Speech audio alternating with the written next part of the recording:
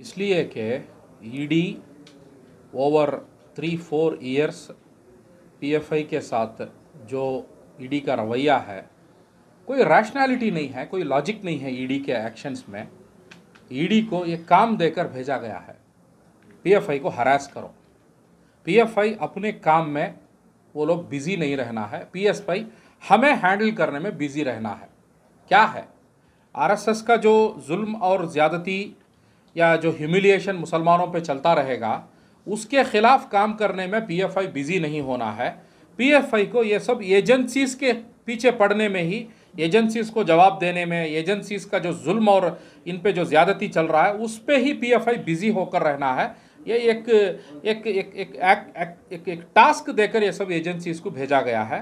तो वही टास्क में जो है ये एजेंसीज जो है वो ओवर टाइम अभी वन बाय वन एक्शन कर रहे हैं। वही एक्शन का एक सीक्वेंस है। तो ये एक्शन आज हुआ है। It's nothing surprising, it is part of एक task which is given to them. Sir ये जो है अभी टोटल जो है पूरे मुल्क भर में कितने अकाउंट सीज हुए हैं, कितना पैसा उनमें था, और इससे क्या फ़र्क पड़ेगा पॉपुलर फ्रंट को? पहले ये समझना है, popular front of India 18 states में काम करने वाला एक नेशनल लेवल ऑर्गेनाइजेशन है। 18 स्टेट में हर एक स्टेट का एक अकाउंट रहता है for easy maintenance of accounts and easy submission to the income tax. 23 accounts थे, 23 अकाउंट्स है या 230 अकाउंट्स है, एक ही पैन कार्ड में कनेक्ट होकर रहता है।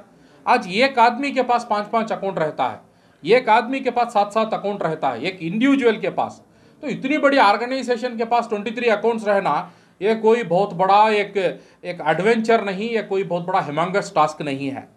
दूसरा, पॉपुलर फ्रंट के अकाउंट में जो पैसा आया बोल के ये लोग जो बोल रहे हैं, वो over the period of 13 years इतनी बड़ी संगठन के अकाउंट में 60 करोड़ रुपया आना ये कोई बड़ी बात नहीं है, पहला। और ये कोई सिर्फ ऑर्गेनाइजेशन के फंक्शनिंग एक्टिविटीज़ के लिए, इसके जो रूटीन मैनेजमेंट के लिए पैसा इस्तेमाल नहीं हुआ। ये ईडी भी जानता है, इनकम टैक्स भी जानता है। Over a period of time Tamil Nadu calamity के लिए, केरला में जो कैलामिटी हुआ, जो बारिश और बाढ़ आई, और कर्नाटक में जो हुआ, असम में जो हुआ, और जो कश्मीर में जो हुआ, ये सब चीज़ों के लिए कलेक्ट किया गया फंड है। और उधर खर्चा जो हुआ है वो भी इनकम टैक्स के साथ फाइलिंग होकर है।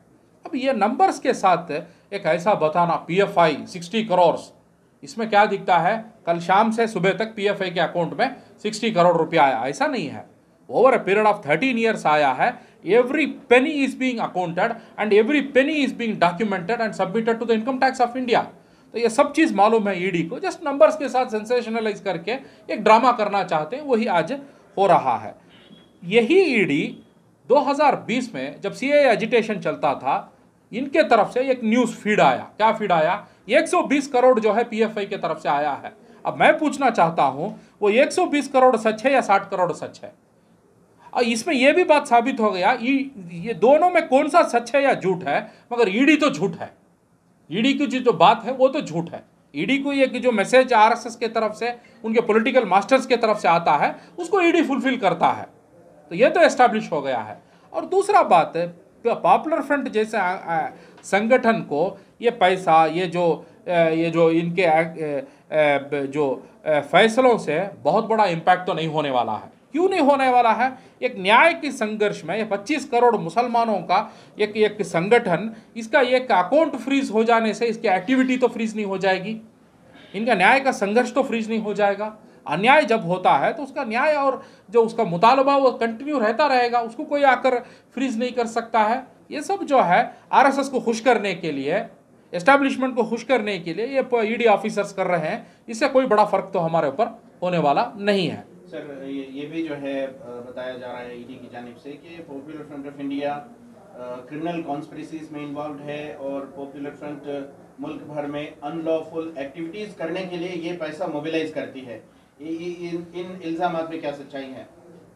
इंडिया में क्रिमिनल एक्टिविटीज का मेजरमेंट आप ले लेंगे, ये सबसे बड़ा क्रिमिनल संगठन आरएसएस है। From the crime of killing the father of the nation, the idea of India को ये लोग कत्ल किए।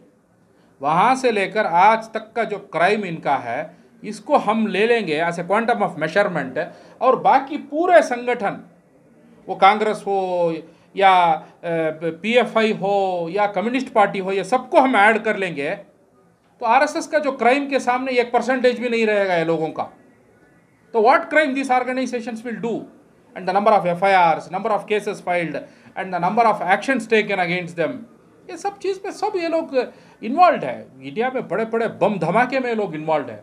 सो this all crimes and the criminals they themselves are controlling the system. तो क्या एक्सपेक्ट कर सकते हैं? तो ऐसे ऑर्गेनाइजेशंस के खिलाफ ये क्राइम का इल्ज़ाम लगाना, ये जो है बेसलेस इल्ज़ाम है। चलिए, अब ये सारे अकाउंट्स को फ्रीज किया गया है। जाहिर है कोई से भी ऑर्गेनाइजेशन विदाउट फंड्स के चलेगा नहीं, अकाउंट्स के बगैर चलेगा नहीं। What's your next move? हम लीगल ऑप्शंस को एक्सप्लोर करेंगे डेफिनेटली। ये जो हालात हम पे आया है, ये हालात अब देश में सब पे आने वाला है।